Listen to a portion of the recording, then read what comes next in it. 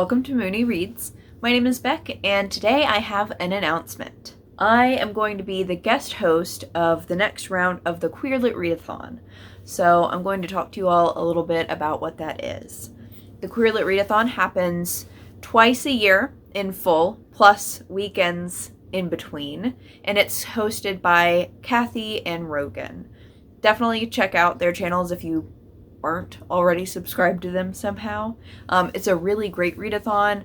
I've joined just about every time that I've known about it since I found BookTube and all of that. The next round of the Queer Lit Readathon will be from June 5th to the 11th, and the goal is to read queer books. Of course, there is a bingo board to go with this readathon, so I will go through and talk a little bit about these prompts. First, we have to read a book with an Indigenous character.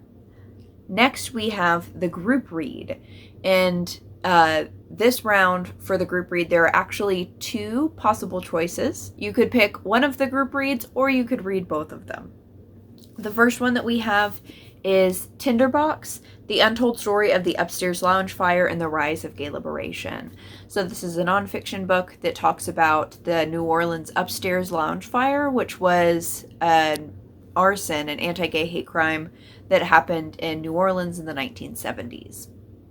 Now, that is definitely a heavier book, so we have another option, which is to read Nimona by N.D. Stevenson. This is an adorable, incredible graphic novel that is a fantasy that focuses on this kind of chaotic villain sidekick. The next prompt is to read a science fantasy.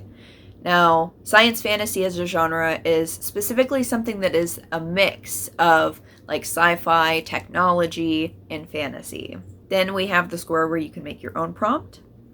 We have to read a book with an arrow or ace main character. This can be anywhere on the ace or arrow spectrum. Read a graphic novel. Read a nonfiction book. Read a book with messy queers. Read a book with seasonal vibes. Now, this can be, summery vibes, or if you're on the southern hemisphere, more wintry vibes. Or really, nothing says that you have to read it of this season, so if you want October and July, you can absolutely do that. The next prompt we have is to read a romance. Then LGBTQ plus history. Now, this doesn't necessarily have to be a nonfiction book. We're just looking for something that is LGBT and historical. So this could be nonfiction history, it could be historical fiction, it could be a classic that is historical in its own right. It's open to interpretation. Next, you can read a book that has queer sports. Then on the next row, you can read a new to you author, a work of poetry, a book with a neurodivergent main character, and a retelling.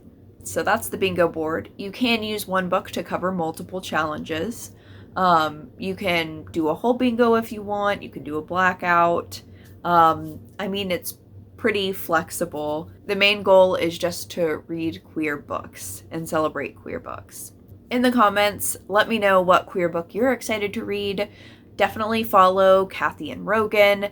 Be sure to check out the Instagram and Twitter for the readathon as well to follow along. There will be recommendations put out on the Instagram and Twitter, and you'll want to be following everybody so that you can see our TBRs and anything else that we might put out. Thank you all so much for watching. Bye.